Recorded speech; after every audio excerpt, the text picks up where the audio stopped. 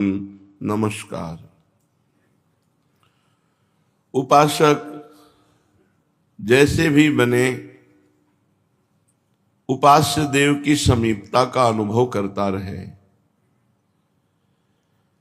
अपने हृदय की बात किसी को बताए नहीं और किसी के हृदय की बात अपने हृदय में न लावे। शास्त्र और सदगुरु की बात अपने हृदय में लावे और अपने हृदय में जो चल रहा है उसे गुप्त रखे। अगर गलत भी है तो भी गुप्त रखे, क्योंकि कोई बता तो लेगा नहीं, उपहास करेगा। रहीमन मन की मन व्यथा रखिए मन में गोए, सुनी ठलई हैं लोग सब बांट न ले हैं कोय। कोई हमारी व्यथा को बांट तो लेगा नहीं, तो हम क्यों किसी को अपने मन की बात बतावें। मन की बात केवल जो मनाराध्य इष्ट देव हैं, गुरुदेव हैं, बस। प्रिया प्रीतम से अपना सानिध्य प्रतिपल अनुभव करते रहना है, बहुत बड़ी बात है। हमारे इष्ट देव श्यामा श्याम हर समय हमारे पास हैं। इसका अनुभव तभी होगा जब नाम वाणी जहां श्याम श्यामा तहां। नाम चल रहा है या पद चल रहा है, खाली हृदय कहीं न कहीं फंसा देगा। हानि हरिवंश के नाम अंतर परे, लाभ हरिवंश उच्चरत बानी, तब सुख हरिवंश गुण नाम रसना रटत, और बहुवचन अति दुख दानी। और कुछ बोले तो दुख मिलेगा। प्रिया प्रीतम की चर्चा नहीं तो मौन। निरंतर नाम जब अंतर न पढ़ने पावे, अंतर पढ़ना ही बहुत बड़ी हानि, बहुत बड़ा पाप, बहुत बड़ा अपराध है। अगर अंतर ना पड़ा तो कुछ ही दिनों में देखोगे कि आपके आसपास आपके इष्ट देव विराजमान हैं। चलते फिरते उठते बैठते हर समय अनुभव होगा आपके मन में, आपके दिमाग में, आपके आसपास प्रिया प्रीतम हैं। मन में प्रिया प्रीतम, दिमाग में प्रिया प्रीतम, आसपास प्रिया प्रीतम। हो गया, जीवन मुक्त हो गए। जब मन में संसार, दिमाग में संसार, आसपास संसार, तो फंस गए। यही बंधन है।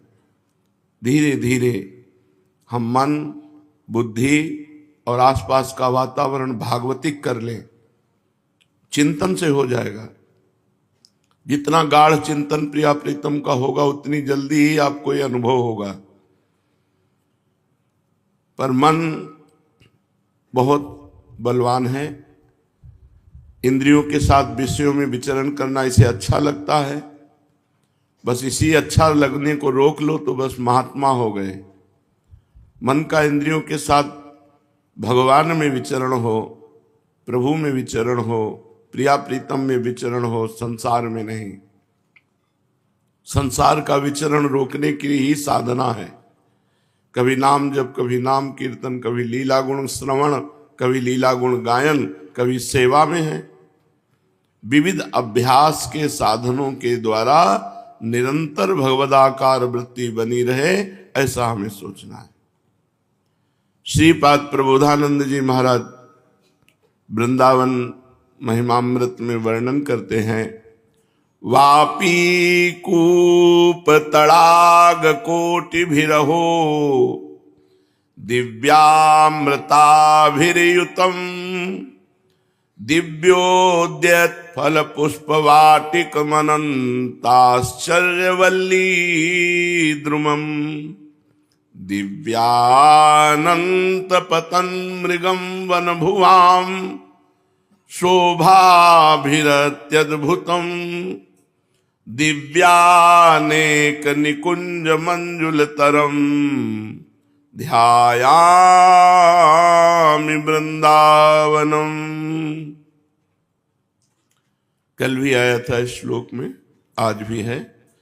वृंदावन के जो कूप हैं, वापी हैं, तड़ाग हैं, अर्थात सरोवर, कुआं, जो भी जल है, ये दिव्य, दिव्यामृताभिर्युतम, दिव्य है और अमृत है। वृंदावन का जल पीने से प्रिया प्रीतम की स्मृति पूर्ण होती है। वृंदावन का जल पीने से अमृतत्व जागृत होता है। वृंदावन का जल परम पवित्र चरणामृत है जो प्रिया प्रीतम में आसक्ति प्रदान करता है। तो यहाँ के कुंड, सरोवर, कुआं और नीचे से आया हुआ जल ये परम अमृत दिव्य पावन करने वाला है। दिव्योद्यत फल पुष्प वाटिक मनंताश्चर्य वल्ली द्रुमम, ब्रज में प्रकट हुआ फल बड़ा दिव्य है, चाहे वो टेटी ही क्यों ना हो। यहां का करील चाहे वृक्ष दिखाई देता हो, लेकिन उसकी समानता कोटि कल्पतरु नहीं कर सकते। ये दिव्य फल, दिव्य पुष्प, दिव्य वाटिकाओं से मंडित है। और दिव्यानंत पतन मृगम वन भुवाम शोभाभिरत्यद्भुतम, बड़े दिव्य चमत्कारी यहाँ के वृक्ष हैं, लताएं हैं और असंख्य यहाँ के जीव जंतु हैं। ये सब दिव्य है।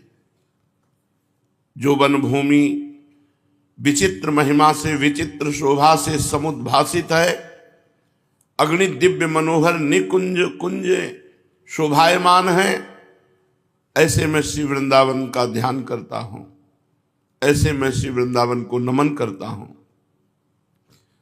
श्री राधिका मदन मोहन केलि कुंज पुंजैर्व्रतम दुर्मलता घन रत्न भूमि, आनंद मत्त मृग पक्षी कुलाकुलम, श्री वृंदावनम हरति कस्य हठान्न चेता। श्री राधा मदन मोहन की एक केली कुंज है। समूह की समूह कुंज निकुंज, कोई एक दो निकुंज, एक दो कुंज नहीं है। और घनी घनी वृक्ष लताएं, लताएं वृक्षों को आलिंगित किए हुए परिवेष्टित है। यहाँ की भूमि रत्नमयी है, यहाँ के पशु पक्षी आनंदमत्त हैं। ऐसा श्री वृंदावन बलपूर्वक हमारे चित्त का अपहरण कर रहा है। बलपूर्वक जो हमारा चित्त विषयों में लगा हुआ है, वृंदावन वासी का चित्त वृंदावन अपहरित करके श्री प्रिया प्रीतम के चरणों में अर्पित कर देता है। इसलिए धन्य भाग्य है, अहो भाग्य है जिन्होंने आजीवन वृंदावन वास का नियम ले लिया। अब उनके चित्त का अपहरण, चंचल चित्त आकर्षणी प्रिया जो, चित्त चोर लाल जो, और बलपूर्वक चित्त का अपहरण करने वाला वृंदावन, इतने समर्थ प्रिया लाल वृंदावन, अब भला उसका चित्त संसार में फंसाएगा। इसलिए मैं ऐसे बलपूर्वक चित्त का हरण करने वाले वृंदावन का वास स्वीकार करता हूं, आश्रय स्वीकार करता हूं। श्रीमद् भागवत महापुराण। श्री सूत जी महाराज वेदों के विभाग का और परम पवित्र 18 पुराण की चर्चा करते हैं। ब्रह्म पुराण, पद्म पुराण, विष्णु पुराण, शिव पुराण, लिंग पुराण, गरुड़ पुराण, नारद पुराण, भागवत पुराण, अग्नि पुराण, स्कंद पुराण, भविष्य पुराण, ब्रह्मवैवर्त पुराण, मार्कंडेय पुराण, वामन पुराण, वराह पुराण, मत्स्य पुराण, कूर्म पुराण और ब्रह्मांड पुराण, ये 18 पुराण हैं। व्यास जी की शिष्य परंपरा ने जिस प्रकार वेद संहिता और पुराण संहिताओं का अध्ययन, अध्यापन, विभाजन आदि किया, वो मैंने तुम्हें सुना दिया। जो ये पुराणों का नाम और ये वेद की विभाजन पद्धति को सुनता है, उसके सारे पाप नष्ट हो जाते हैं और वो ब्रह्म तेज की अभिवृद्धि को प्राप्त होता है। शौनक जी ने कहा, साधु शिरोमणि सूत जी, आप आयुष्मान हो, आपकी आयु बढ़े, क्योंकि आप आयुष्मान होंगे तो हमें भगवान की चर्चा सुनाते रहेंगे। इसलिए 88,000 ऋषियों के मुखिया शौनक जी ने सूत जी को कहा, आयुष्मान भव, आपकी आयु बढ़े, आप चिरंजीवी हो। सचमुच आप वक्ताओं के सिरमौर हैं। जो लोग संसार के अपार अंधकार में भूल भटक रहे हैं, उन्हें आप वहां से निकालकर प्रकाश स्वरूप परमात्मा का साक्षात्कार करा देते हैं। आप कृपा करके हमारे एक प्रश्न का उत्तर दीजिए। लोग कहते हैं कि मृकंड ऋषि के पुत्र मार्कंडेय ऋषि चिरायु हैं, और जिस समय प्रलय ने सारे जगत को निगला था उस समय भी वे बचे रहे।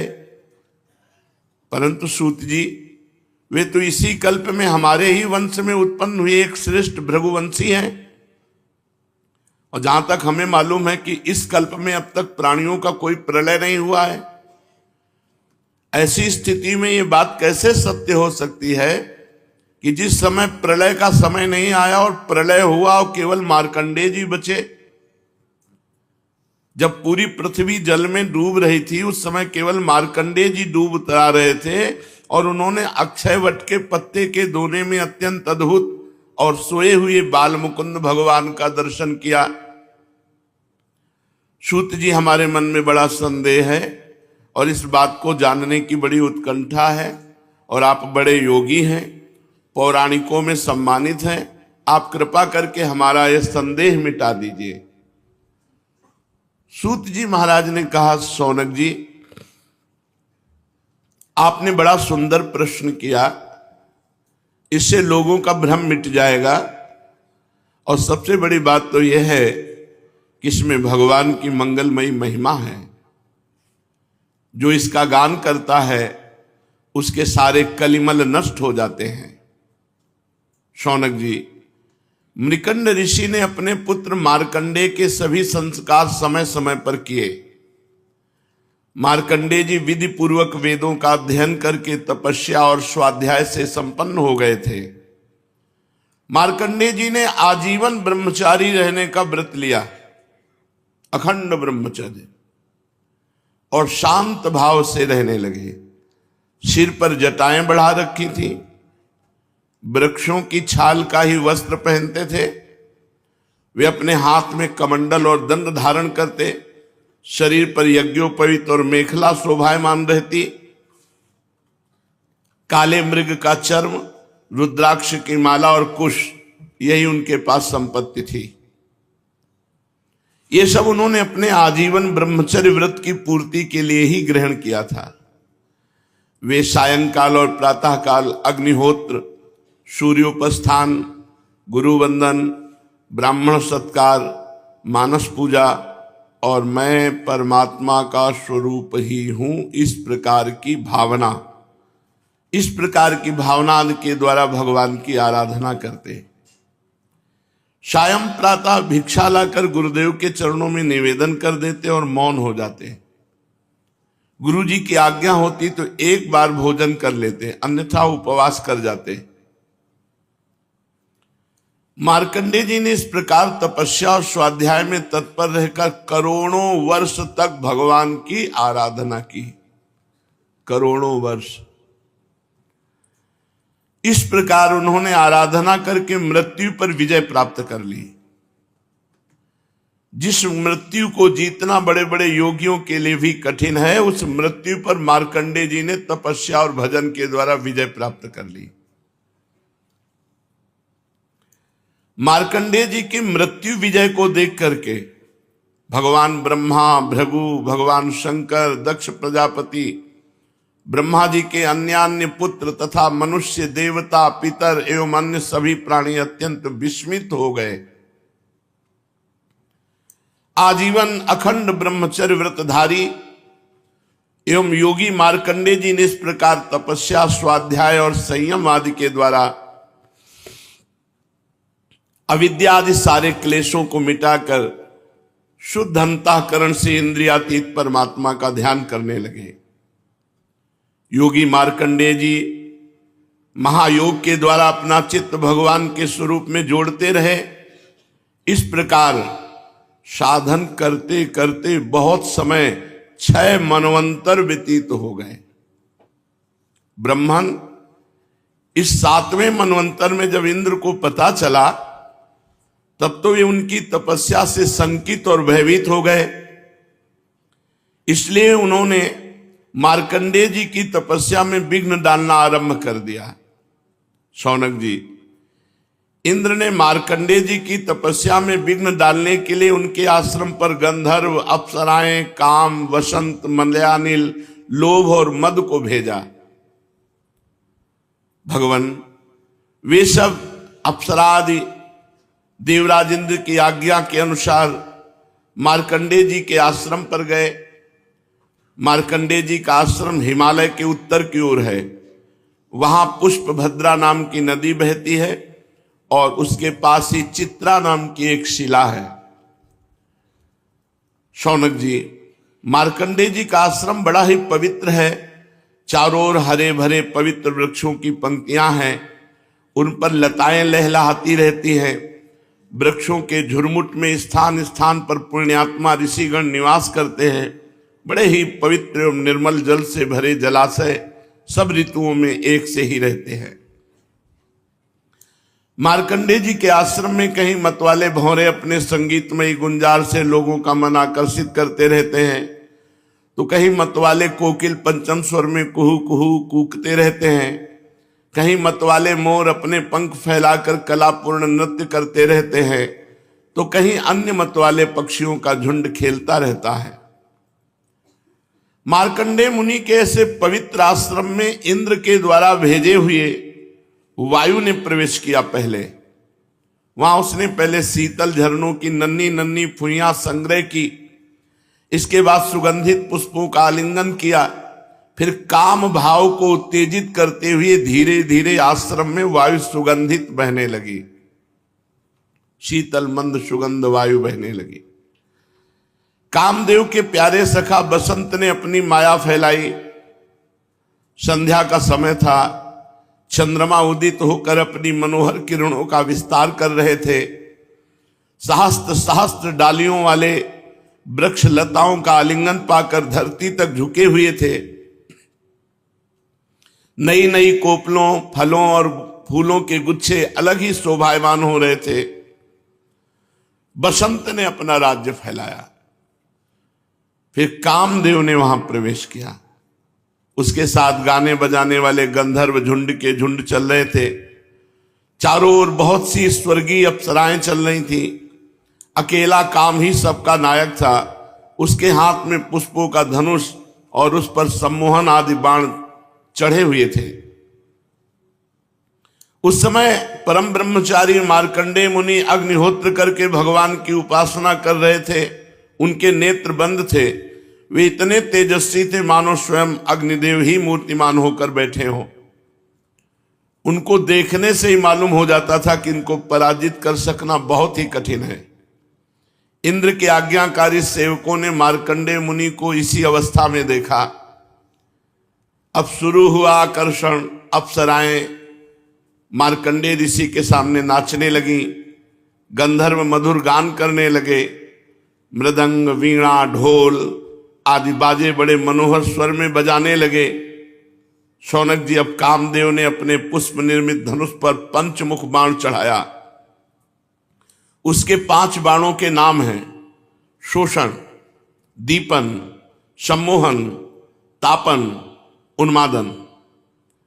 जिस समय उसने इन 5 बाणों को निशाना लगाया मार्कंडेय जी पर, उसी समय इंद्र के सेवक बसंत और लोभ ने मार्कंडेय मुनि का मन विचलित करने के लिए प्रयत्नशील थे।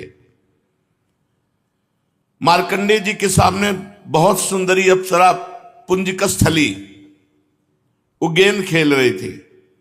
बार बार वक्षा स्थल के भार से उसकी कमर लचक जाया करती थी। साथ ही उसकी चोटियों में गुथे हुए सुंदर सुंदर पुष्प और मालाएं बिखर कर धरती पर गिरती जा रही थी।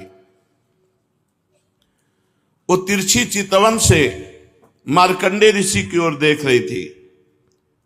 उसके नेत्र कभी गेंद के साथ आकाश की ओर जाते, कभी धरती की ओर, कभी हथेलियों की ओर। वो बड़े हाव भाव प्रकट करके गेंद खेल रही थी। वायु देवताओं ने काम किया। करधनी शिथिल हुई और वायु देवता ने उसका वस्त्र उड़ा दिया, क्योंकि मार्कंडेय ऋषि को मोहित करना है।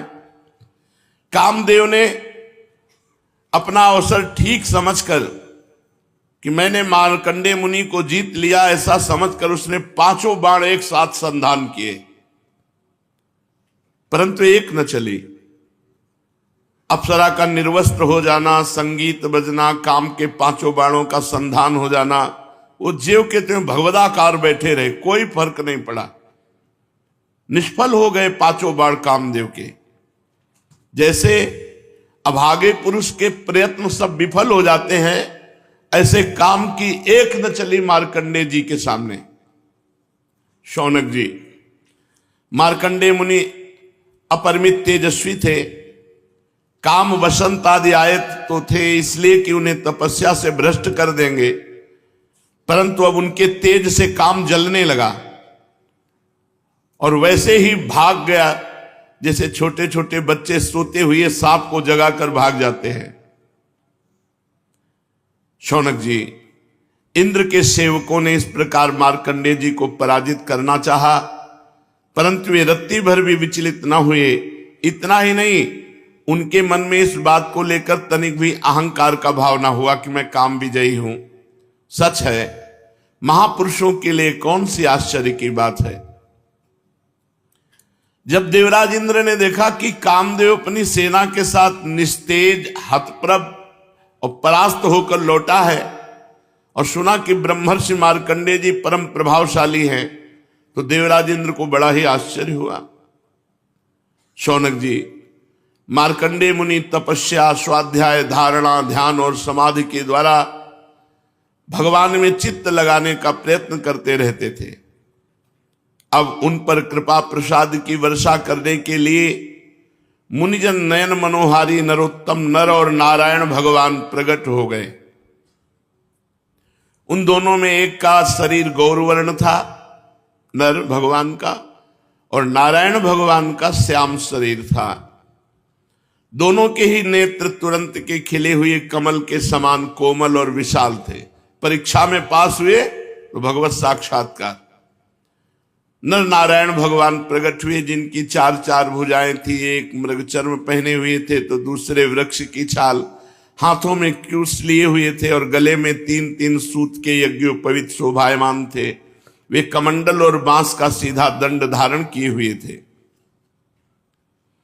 कमल गट्टे की माला और जीवों को हटाने के लिए वस्त्र की कूंची भी रखे हुए थे। ब्रह्मा इंद्र आदि के भी परम पूज्य भगवान नर नारायण कुछ ऊंचे कद के थे और वेद धारण किए हुए थे। उनके शरीर से चमकती हुई बिजली के समान पीले पीले रंग की कांति निकल रही थी। वे ऐसे मालूम होते थे मानो स्वयं तप ही मूर्तिमान हो गया हो। जब मार्कंडेय मुनि ने देखा कि भगवान के साक्षात स्वरूप नर नारायण ऋषि पधारे हैं, तो वे बड़े आदर भाव से उठकर खड़े हो गए और धरती पर दंडवत लौटकर साष्टांग प्रणाम किया। भगवान के दिव्य दर्शन से उन्हें इतना आनंद हुआ कि उनका रोम रोम, उनकी सारी इंद्रियां एवं अंतःकरण शांति के समुद्र में गोता खाने लगे। मार्कंडेय ऋषि का शरीर पुलकित हो गया, नेत्रों में आंसू उमड़ आए, जिनके कारण वे उन्हें भर आंख देख भी न सके। तदनंतर मार्कंडेय जी हाथ जोड़कर उठ खड़े हुए। उनका अंग अंग भगवान के सामने झुका जा रहा था। उनके हृदय में उत्सुकता तो इतनी थी मानो वे भगवान का आलिंगन कर लेंगे। उनसे और कुछ तो बोला न गया, गदगद वाणी से केवल इतना ही कहा, नमस्कार नमस्कार, नमो नमः नमो नमः। इसके बाद आसन पर भगवान नर नारायण को बैठाया, फिर बड़े प्रेम से उनके चरण पखारे, फिर अर्घ चंदन धूप और माला आदि से भगवान नर नारायण की पूजा करने लगे। भगवान नर नारायण सुखपूर्वक आसन पर विराजमान थे और मार्कंडेय जी पर कृपा प्रसाद की वर्षा कर रहे थे।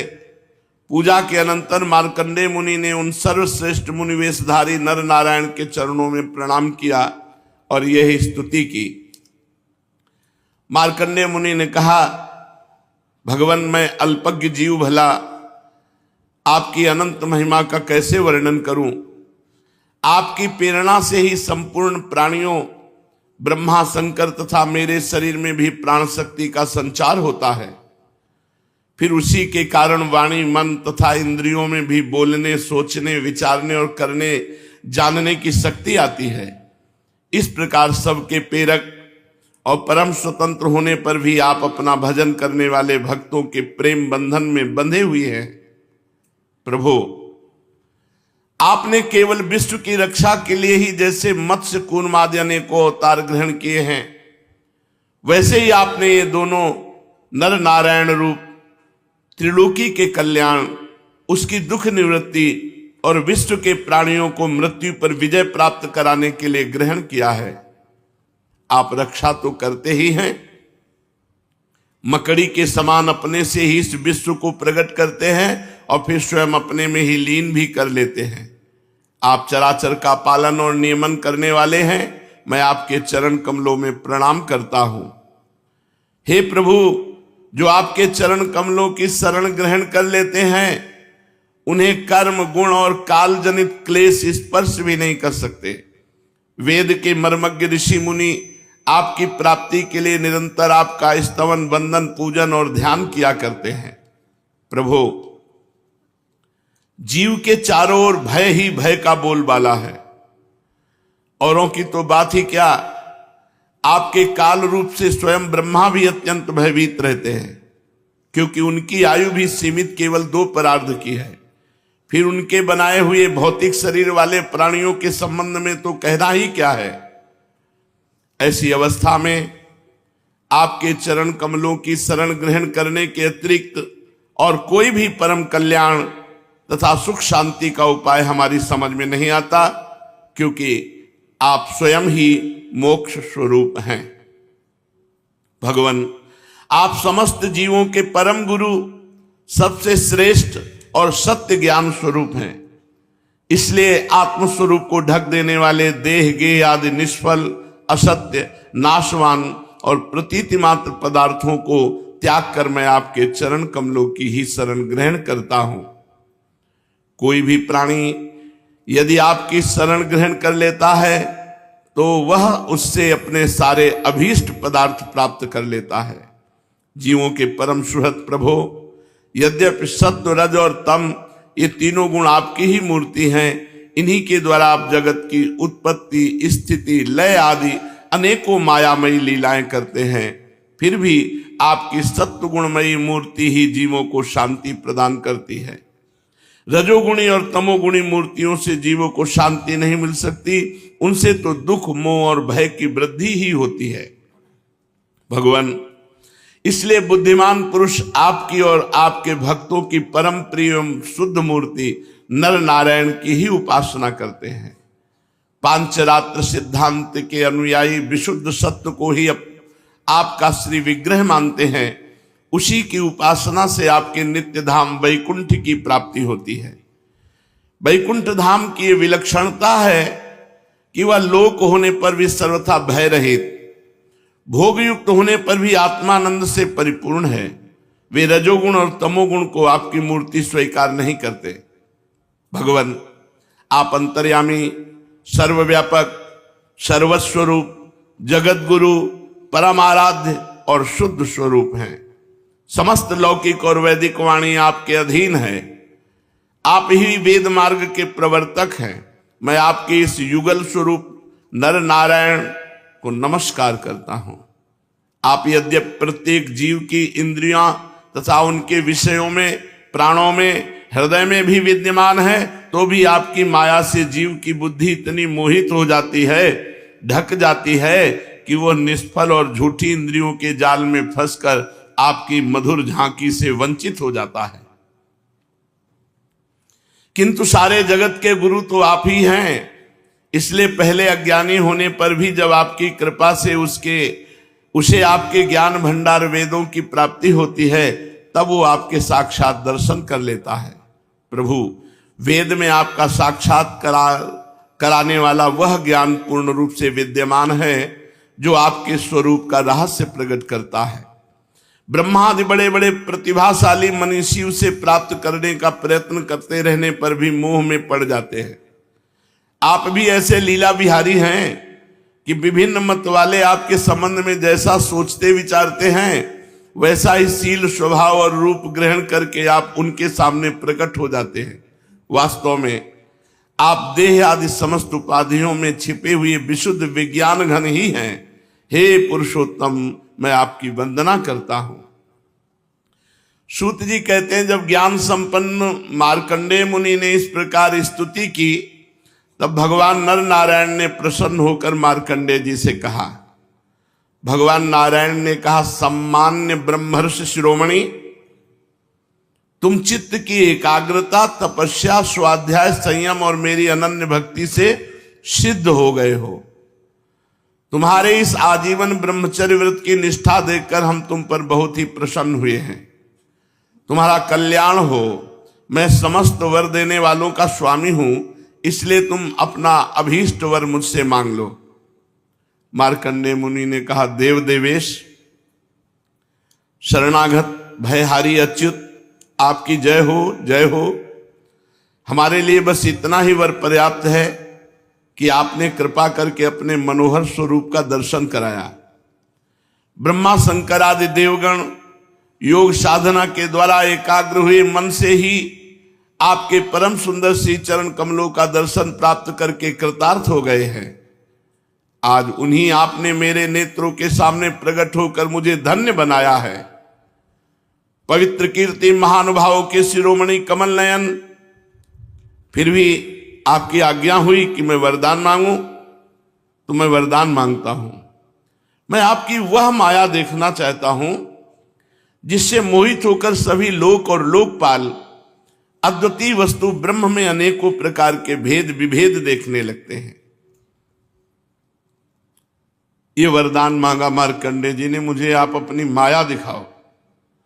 सूत जी कहते, शौनक जी, जब इस प्रकार मार्कंडेय मुनि ने भगवान नर नारायण की इच्छा अनुसार स्तुति पूजा कर ली एवं वरदान मांग लिया, तब भगवान मुस्कुराए। मुस्कुराना ही माया है। और कहा, ठीक है, ऐसा ही होगा।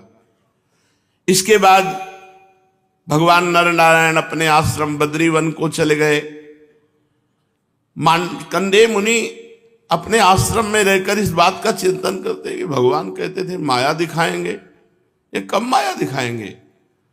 वे अग्नि, सूर्य, चंद्रमा, जल, पृथ्वी, वायु, आकाश एवं अंतःकरण में तो क्या, सर्वत्र भगवान का ही दर्शन करते हुए मानसिक वस्तुओं से भगवान का पूजन करते रहते। कभी कभी मार्कंडेय जी के हृदय में प्रेम की ऐसी बाढ़ आ जाती कि वे उसके प्रवाह में डूबने उतराने लगते और उन्हें इस बात की भी याद न रहती कि कब कहां किस प्रकार भगवान की पूजा करनी चाहिए। वो सोचते थे कि भगवान आएंगे, फिर कभी कोई ऐसा चमत्कार जादू माया का दिखाएंगे।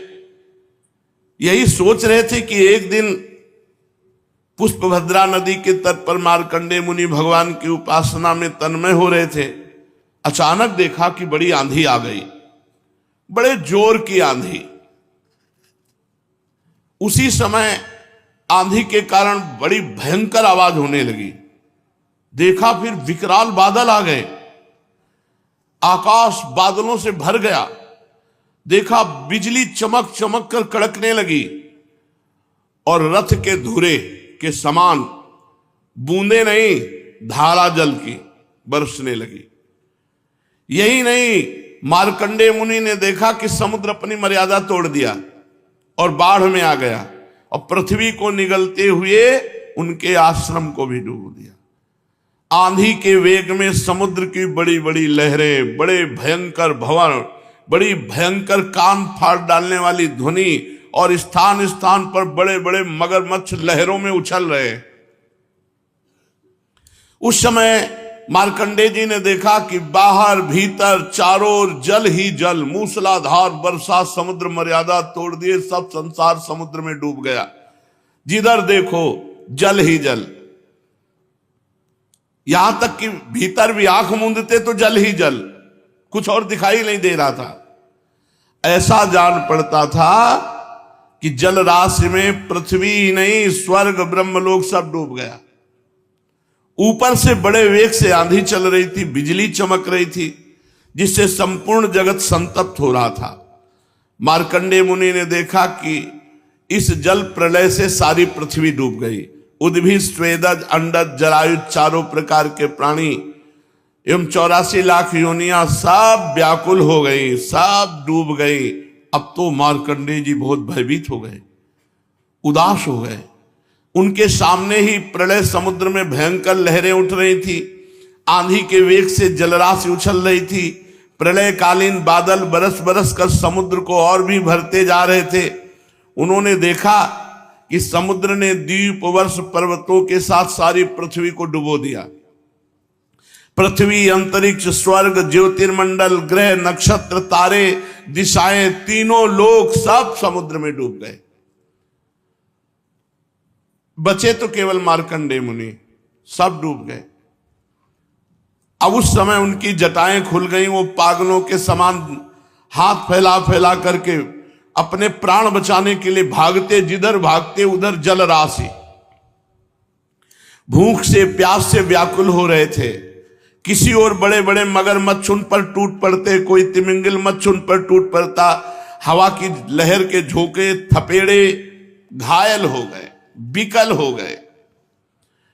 इधर उधर तरंगों से भटकते भटकते बेहोश हो गए, इतने थक गए कि कुछ ज्ञान न रहा, ना पृथ्वी का ना आकाश में, बस जल में ऐसे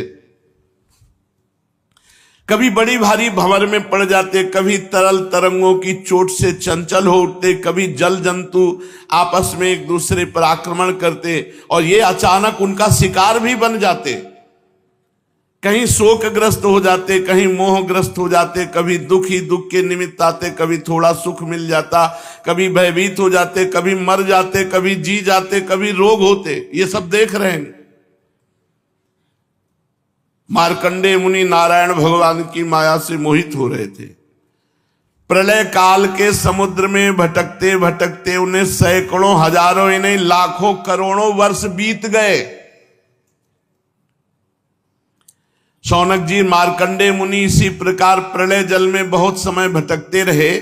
एक बार उन्होंने पृथ्वी के एक टीले पर एक छोटा सा बरगद का पेड़ देखा और उस बरगद के पेड़ में हरे हरे पत्ते और लाल लाल फल शोभायमान हो रहे थे। बरगद के पेड़ में ईशान कोण पर एक डाल थी और उसमें एक पत्तों का दोना सा बना और उस पत्ते के दोने में बड़ा सुंदर नन्हा सा शिशु लेटा है। उसके शरीर से ऐसी उज्जवल छटा छिटक रही थी जिससे आप आसपास का अंधेरा दूर हो रहा था। करार विंदे न मुखार विंदम पदार विंदे विनिवेशयंतम बटस्य पत्रस्य पुटे शयानम बालम मुकुंदम मनुष्य स्मरामि। वो शिशु मरकत मणि के समान सांवला सांवला था। मुख कमल पर सारा सौंदर्य फूट पड़ता था। गर्दन शंख के समान उतार चढ़ा वाली थी। छाती चौड़ी, तोते की चोंच के समान सुंदर नासिका, भौहें बड़ी मनोहर थी। काली काली घुंघराली अलकें कपोलों पर लटक रही थी। श्वास लगने से कभी कभी हिल भी रही थी।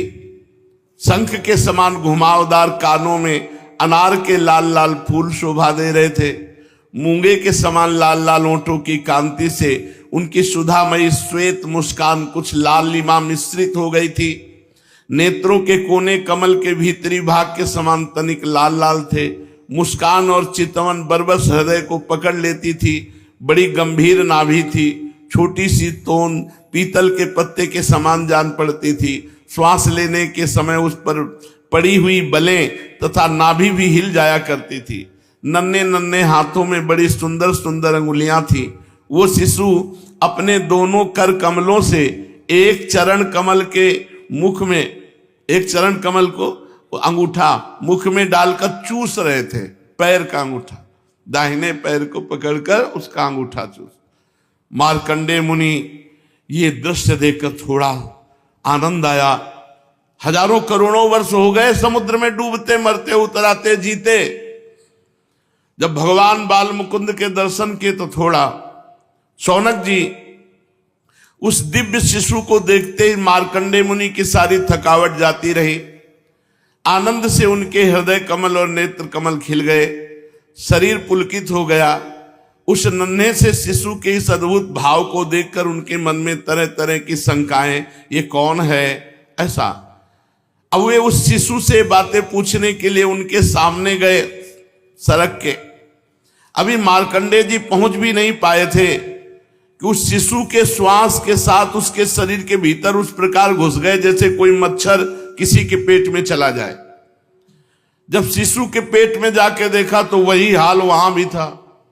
वहां भी प्रलय चल रही थी, पूरी सृष्टि जल में डूब गई थी। और वे विचित्र दृश्य देखकर आश्चर्यचकित हो गए कि जो प्रलय बाहर थी वही इस बालक के उदर में भी।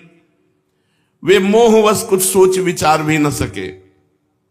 उन्होंने उस शिशु के उदर में आकाश, अंतरिक्ष, ज्योतिर्मंडल, पर्वत, समुद्र, द्वीप, वर्ष, दिशाएं, देवता, दैत्य, वन, देश, नदियां, नगर, खाने, किसानों के गांव, हीरों की बस्तियां, आश्रम, वर्ण, उनके आचार व्यवहार, पंच महाभूत, भूतों से बने हुए प्राणियों के शरीर तथा पदार्थ, अनेक युग और कल्पों के भेद से युक्त काल आदि सब कुछ भगवान बाल मुकुंद के पेट में देखा। केवल इतना ही नहीं, जिन देशों, वस्तुओं और कालों के द्वारा जगत का व्यवहार संपन्न होता है सब कुछ वहां विद्यमान था। कहां तक कहें, संपूर्ण विश्व न होने पर भी वहां सत्य के समान प्रतीत हो रहा था।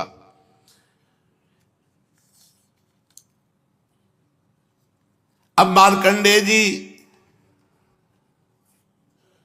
बहुत व्याकुल हैं, पेट में ही देख रहे हैं हिमालय पर्वत, वही पुष्पभद्रा नदी, तट में अपना आश्रम, और ऋषियों को भी मार्कंडेय जी ने प्रत्यक्ष देखा। संपूर्ण विश्व ब्रह्मांड भगवान के उदर में देखा। ये देख ही रहे थे कि दिव्य शिशु के श्वास के द्वारा बाहर आ गए। बाहर आते फिर वही प्रलयकालीन समुद्र की थपेड़े। फिर उन्होंने देखा कि समुद्र के बीच में पृथ्वी के टीले पर वही बरगद का पेड़ ज्यों का त्यों विद्यमान है और उसके पत्ते के दोने में वही शिशु सोया हुआ है। उसके अधरों पर प्रेमामृत से परिपूर्ण मंद मंद मुस्कान है और अपनी प्रेम पूर्ण चितवन से वो मार्कंडेय जी की ओर देख रहा है।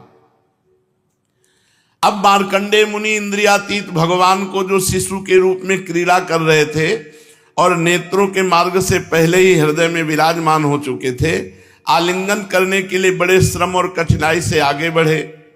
परंतु शौनक जी, भगवान केवल योगियों के ही नहीं, स्वयं योग के भी स्वामी और सबके हृदय में छिपे रहने वाले हैं। अब मार्कंडेय मुनि उनके पास पहुंच भी ना पाए थे कि वे तुरंत वटवृक्ष सहित सब अंतर ध्यान। ठीक वैसे ही जैसे अभागे और असमर्थ पुरुषों के परिश्रम का पता नहीं चलता कि फल दिए बिना ही क्या हो गया। शौनक जी, उस शिशु के अंतर ध्यान होते ही वो बरगद का वृक्ष तथा प्रलयकालीन दृश्य एवं जल भी तत्काल लीन हो गया।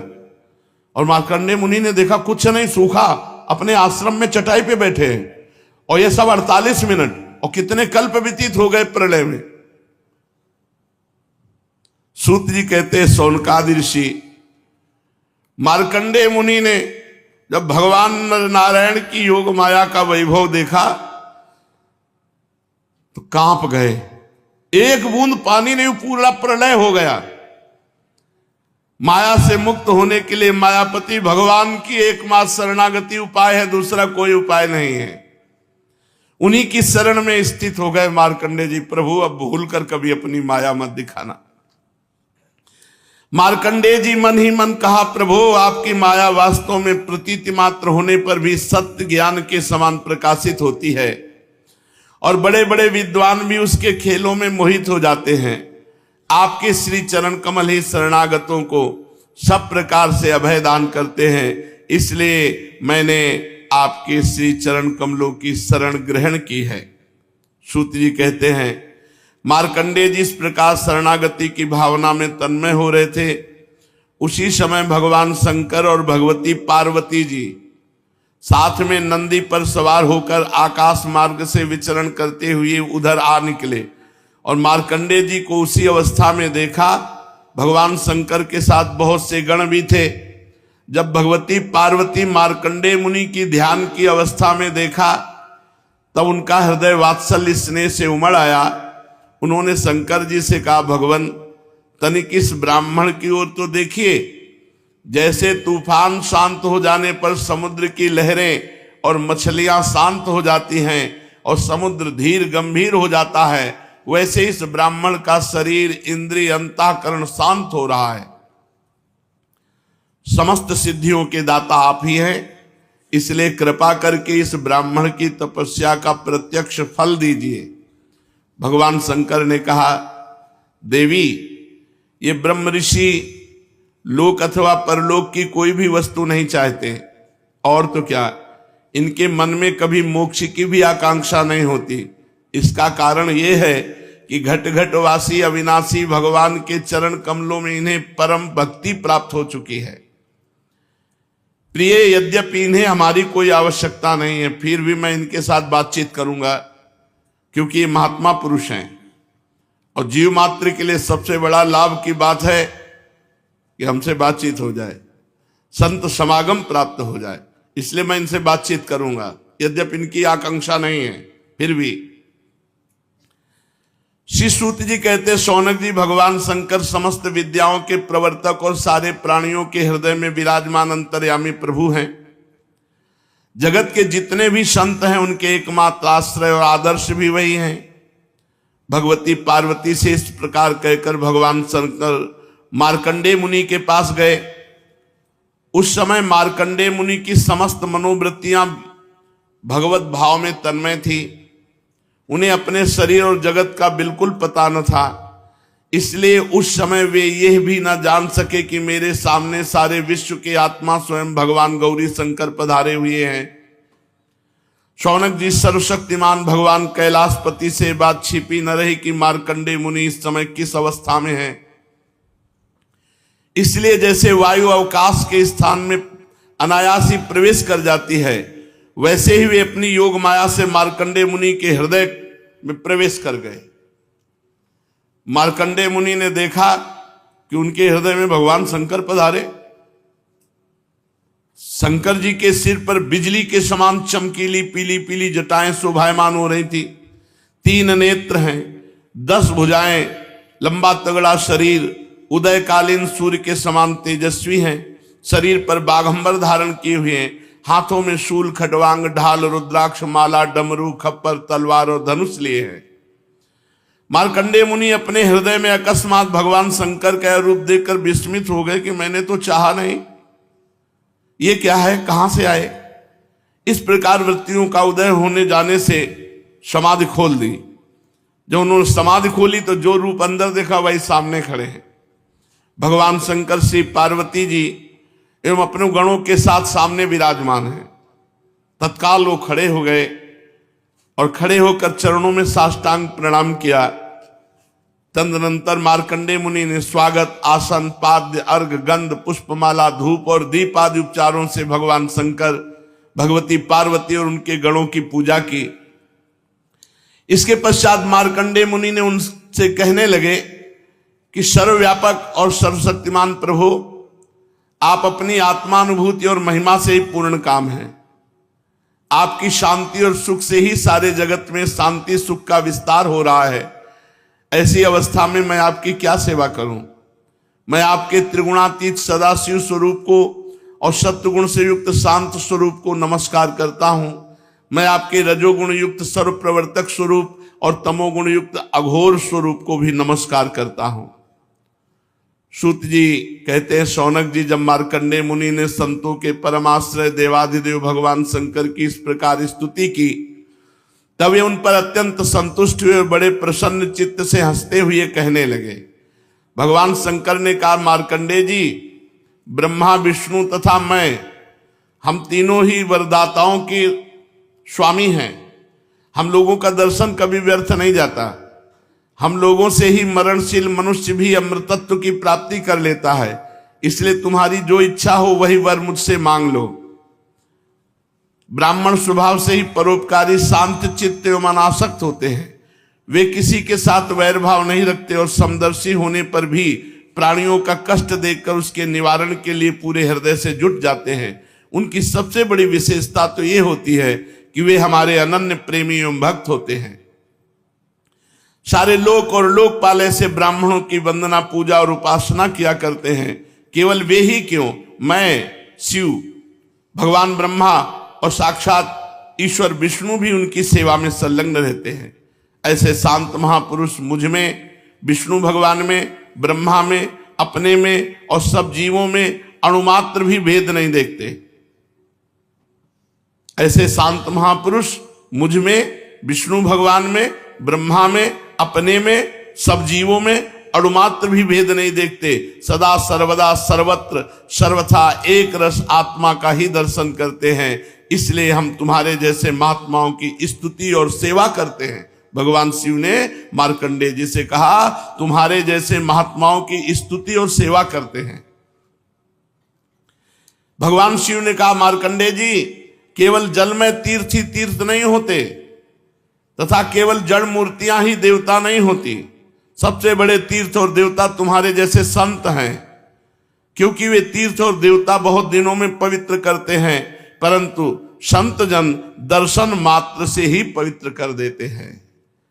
हम लोग तो संतों को ही नमस्कार करते हैं, क्योंकि वे चित्त की एकाग्रता, तपस्या, स्वाध्याय, धारणा, ध्यान और समाधि के द्वारा हमारे वेद में शरीर को धारण करते हैं। मार्कंडेय जी, बड़े बड़े महापापी और अंत्यज भी तुम्हारे जैसे संत महापुरुषों के चरित्र श्रवण और दर्शन से ही शुद्ध हो जाते हैं। फिर वे तुम लोगों के संभाषण और सहवास आदि से शुद्ध हो जाए, इसमें तो कहना ही क्या है। सूत जी कहते, शौनकादि ऋषियों, चंद्रभूषण देवाधिदेव भगवान शंकर की एक एक बात धर्म के गुप्ततम रहस्य से परिपूर्ण थी। एक एक अक्षर में भगवान शंकर के अमृत टपक रहा था, अमृत का समुद्र भरा हुआ था। मार्कंडेय मुनि अपने कानों के द्वारा पूरी तन्मयता के साथ उसका पान करते रहे, परंतु उन्हें तृप्ति न हुई। वे चिरकाल तक विष्णु भगवान की माया से भटक चुके थे, बहुत थके हुए भी थे। भगवान शंकर की कल्याणी वाणी का अमृत में पान करने से उनके सारे क्लेश नष्ट हो गए। उन्होंने भगवान शंकर से इस प्रकार कहा। मार्कंडेय जी ने कहा, सचमुच सर्वशक्तिमान भगवान की लीला सभी प्राणियों की समझ के परे है। भला देखो तो सही, ये सारे जगत के स्वामी होकर भी अपने अधीन रहने वाले मेरे जैसे जीवों की वंदना और स्तुति करते हैं। धर्म के प्रवचनकार प्रायः प्राणियों को धर्म का रहस्य और स्वरूप समझाने के लिए उसका आचरण और अनुमोदन करते हैं, तथा कोई धर्म का आचरण करता है तो उसकी प्रशंसा भी करते हैं।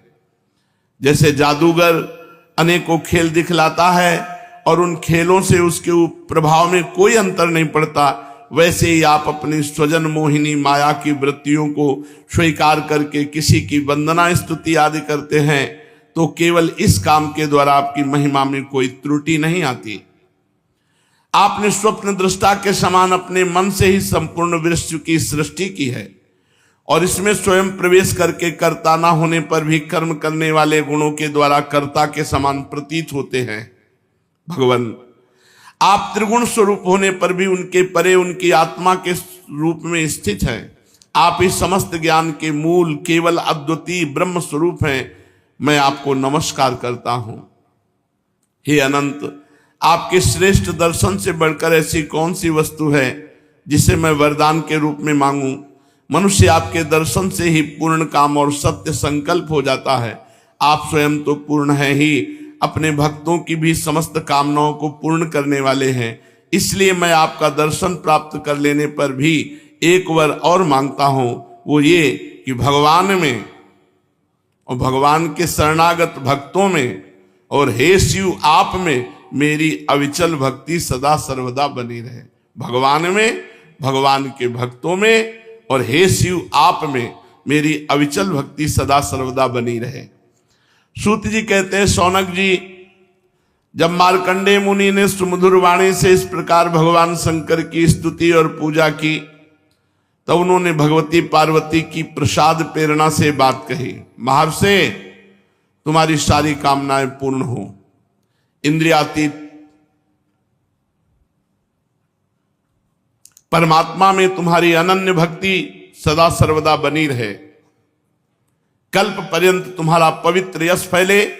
जाओ, तुम अजर हो जाओ, अमर हो जाओ।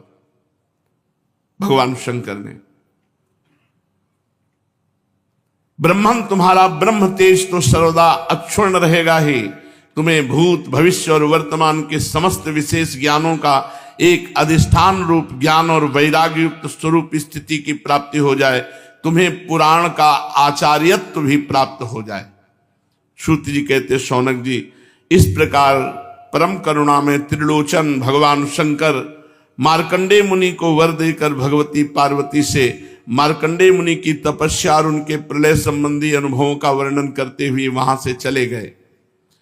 भृगुवंश शिरोमणि मार्कंडेय मुनि को उनके महायोग का परम फल प्राप्त हो गया। वे भगवान के अनन्य प्रेमी हो गए।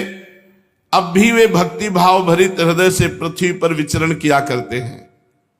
परम ज्ञान संपन्न मार्कंडेय मुनि ने भगवान की योग माया से जिस अद्भुत लीला का अनुभव किया था वह मैंने आप लोगों को सुना दिया।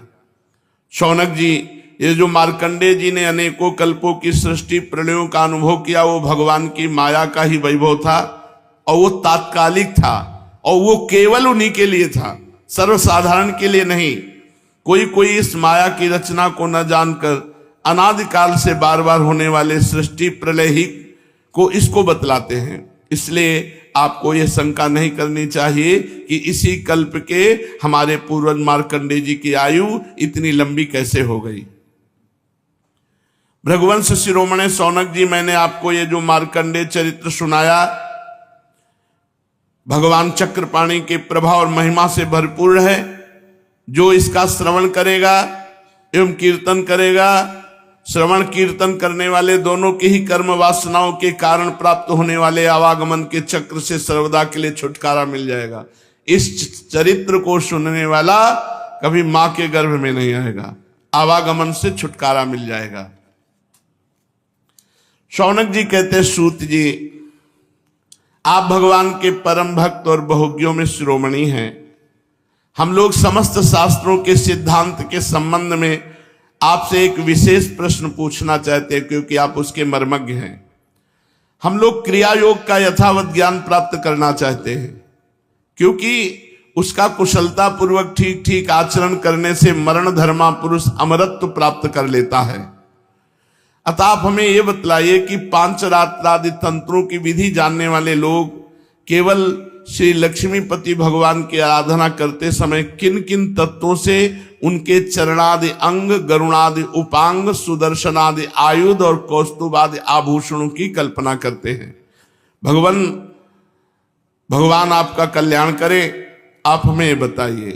सूत जी ने कहा, शौनक जी, ब्रह्मादि आचार्यों ने, वेदों ने और पांचरात्र आदि तंत्र ग्रंथों ने विष्णु भगवान की जिन विभूतियों का वर्णन किया है, मैं श्री सद्गुरुदेव के चरणों में नमस्कार करके आप लोगों को वही सुनाता हूं। भगवान के जिस चेतनाधिष्ठित विराट रूप में ये त्रिलोकी दिखाई देती है वह प्रकृति, सूत्रात्मा, महातत्व, अहंकार और पंच तन्मात्रा, इन 9 तत्वों के सहित 11 इंद्रिय तथा पंच महाभूत, इन 16 विकारों से बना हुआ है। ये भगवान का ही स्वरूप है, पुरुष रूप। पृथ्वी इसके चरण है, स्वर्ग मस्तक है, अंतरिक्ष नाभि है, सूर्य नेत्र है, वायु नासिका है और दिशाएं कान है। प्रजापति लिंग है, मृत्यु गुदा है, लोकपालगण भुजाएं हैं, चंद्रमा मन है, यमराज भौहें हैं। लज्जा ऊपर का ओठ, लोभ नीचे का ओठ, चंद्रमा की चांदनी दंतावली है, ब्रह्म मुस्कान है, वृक्ष रोम है और बादल ही विराट पुरुष के सिर पर उगे हुए बाल हैं। शौनक जी, जिस प्रकार ये व्यष्टि पुरुष अपने परिणाम से 7 वित्ते का है, उसी प्रकार वो समष्टि पुरुष भी इस लोक संस्थिति के साथ अपने 7 वित्ते का है। स्वयं भगवान अजन्मा है। वे कौस्तुभ मणि के बहाने जीव चैतन्य रूप आत्म ज्योति को ही धारण करते हैं और उसी की सर्वव्यापिनी प्रभा को ही वक्षा स्थल पर श्री वत्स रूप से, वे अपनी सत्व रज आदि गुणों वाली माया को वनमाला के रूप से, छंद को पीतांबर के रूप से, ओम, इन 3 मात्रा वाला आ ऊ मा प्रणव को यज्ञोपवीत के रूप में धारण करते हैं। देवादिदेव भगवान सांख्य और योग रूप मकराकृत कुंडल, सब लोगों को अभय करने वाले ब्रह्मलोक को ही मुकुट के रूप में धारण करते हैं। मूल प्रकृति ही उनकी शेष सैया है जिस पर वे विराजमान रहते हैं, और धर्म ज्ञान आदि युक्त सत्वगुण ही उनके नाभि कमल के रूप में वर्णित हुआ है। वे मन, इंद्रिय और शरीर संबंधी शक्तियों से युक्त प्राण तत्व रूप कौमुदी की गदा, जल तत्व रूप पांचजन शंख, तेजस तत्व रूप सुदर्शन चक्र को धारण करते हैं। आकाश के समान निर्मल आकाश स्वरूप खड्ग, तमोमय अज्ञान रूप ढाल, काल रूप सारंग धनुष, कर्म का ही तरकस धारण किए हुए हैं। इंद्रियों को ही भगवान के बाणों के रूप में कहा गया है। क्रिया शक्ति युक्त मन ही रथ है, तन्मात्राएं रथ के बाहरी भाग हैं। वर, अभय आदि मुद्राओं से उनकी वरदान, अभयदान आदि के रूप में क्रियाशीलता प्रकट होती है। सूर्य मंडल अथवा अग्नि मंडल ही भगवान की पूजा का स्थान है। अंतःकरण की शुद्धि ही मंत्र दीक्षा है और अपने समस्त पापों को नष्ट कर देना ही भगवान की पूजा है। ब्राह्मणों, समग्र ईश्वर, धर्म, यश, लक्ष्मी, ज्ञान, वैराग्य, इन 6 पदार्थों का नाम ही लीला कमल है जिसे भगवान अपने कर कमल में धारण करते हैं। धर्म और यश को क्रमशः चमर और व्यजन के रूप में तथा निर्भय धाम वैकुंठ को छत्र के रूप में धारण किए हुए हैं। तीनों वेदों का नाम ही गरुण है, वे अंतर्यामी परमात्मा का वाहन करते हैं। आत्मस्वरूप भगवान की उनसे कभी न बिछुड़ने वाली आत्मशक्ति का ही नाम लक्ष्मी है। भगवान के पार्षदों के नायक विश्व विस्तृत, विश्वक्सेन, पांचरात्र आदि आगम रूप हैं। भगवान के स्वाभाविक गुण, अणिमा, महिमा आदि अष्ट सिद्धियों को ही नंद, सुनंद आदि 8 द्वारपाल कहते हैं। शौनक जी, स्वयं भगवान ही वासुदेव, संकर्षण, प्रद्युम्न और अनिरुद्ध इन 4 मूर्तियों के रूप में अवस्थित हैं, इसलिए उन्हीं को चतुर्व्यूह के रूप में कहा जाता है। वे ही जागृत अवस्था के अभिमानी विश्व बनकर शब्द, स्पर्श आदि वायु विषयों को ग्रहण करते हैं, और वे ही स्वप्नावस्था के अभिमानी तेजस बनकर वायु विषयों के बिना ही मन अनेकों विषयों को देखते और ग्रहण करते हैं। वे ही सुषुप्ति अवस्था के अभिमानी प्राज्ञ बनकर विषय और मन के संस्कारों से युक्त अज्ञान से ढक जाते हैं। वही सबके साक्षी तुरी रहकर समस्त ज्ञानों के अधिष्ठान रहते हैं। इस प्रकार अंग, उपांग, आयुध और आभूषणों से युक्त तथा वासुदेव, संकर्षण, प्रद्युम्न एवं अनिरुद्ध इन 4 मूर्तियों के रूप में प्रकट सर्वशक्तिमान भगवान श्री हरि ही क्रमशः विश्व, तेजस, प्राज्ञ एवं तुरी रूप से प्रकाशित है। शेष चर्चा आगे। श्री राधा वल्लभ लाल की।